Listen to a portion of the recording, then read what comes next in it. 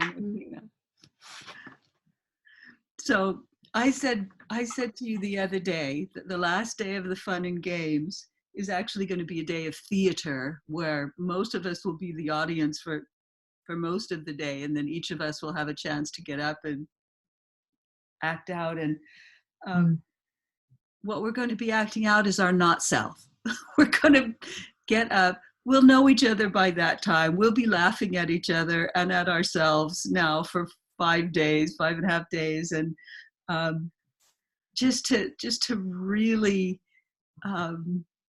give ourselves the opportunity to go, okay, you know, I am really quite ridiculous, and I want to do this in large part so that when people leave, they can leave with delight, both in the correctness of their mechanics as well as in how endearing we are in what we've been trying to be our whole lives, because we're never going to get rid of our not self. It's, you know, it's the companion for life. So I have us doing not self skits so people can bring, you know, costume things or you know, little props and whatnot. And the not self is especially seen in transference from motivation. So my motivation, for example, is called fear. It's the number one. It's get to the bottom of things. It's handle it. It's be strong. It's step into what's going on. And so I spent a lot of my life in transference, which is be the 4,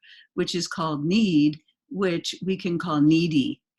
And, you know, people who have known me for a long time know I haven't had my own home. I haven't had a home for about 15 years now. And I've spent, you know, the first 10 of them in a high state of neediness a lot of the times when, you know, something would fall through or the prices of tickets would go up and I hadn't bought my ticket, and I would call my friends. I'm quite tribal when I get needy, so I don't like go in my room and hide. I call my friends to connect, and I mean, I would whine, but I don't know how to do it, and I don't know. I just but what if, and then and happily, I have some really good friends who put up with this behavior for a long time in me, and you know, I didn't know any better, and it's embarrassing to think about. And I remember one example, especially. I've had very little money a lot of the time in the last 15 years as well, and I had a job for a while in Sedona at this wonderful cafe that I'd worked at, and I'd saved some money, and I was in New York, and I can be very frugal when I need to be because I haven't much.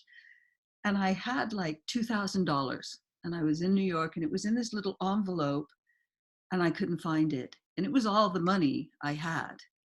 And that was a fortune to me right then. And I couldn't find it. And I looked everywhere.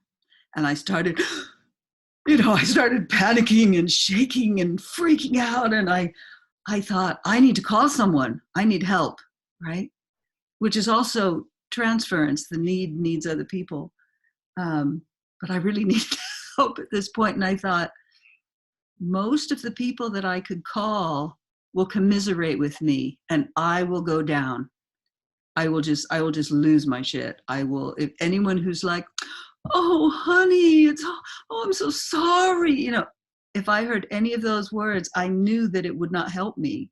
I had, you know, enough awareness about it. And I thought, I'm going to call Chris. Chris is a friend of mine in Hawaii, and he also has the motivation of fear. And I thought, Chris will just get real with me. And I called him, and he did. He did not commiserate with me at all. And his voice was not stern, but just very boom, boom. He goes, well, where's the last place you saw it? Imagine it in your hand. What did you do with it? Like, he just got really down to the bottom of it and the brass tacks of it. And I found it. Oh my God, awesome. I'm so glad. I was getting worried. That's the kind of thing, you know, luckily at that moment, I had enough awareness built up in my process of seeing my transference that I knew I was in transference, which is the first step, is to see it. and to know that I actually required getting back to my motivation, and how to do that was for someone else who I could resonate with on that quality of being. So that kind of thing, whatever comes up in the fun and games. And I think we're going to have a lot of fun, and I think we're going to laugh till our cheeks ache and our belly's going to work out. And also some feelings might come up for people when they take a look at some tenderness that they go, oh, I've been doing this my whole life, and I see that it's never worked. And so I'm going to have space for people who have tenderness, and that we can offer what we have, some support, some encouragement, a safe space, just a safe space to be held, where some people don't want to talk things through. I tend to be someone who processes. I want to process. I like that shit. Some people don't. They just want to be whatever they are and not have to talk about it, not have to go into it, and not have to hash things through. And so whoever someone is and whatever is going on, there's space for that. Yeah. Beautiful. I cannot wait. Thanks, Martina. Thanks, You Tiara. ask me questions and I start talking. Okay, I'm stopping now. Uh-huh.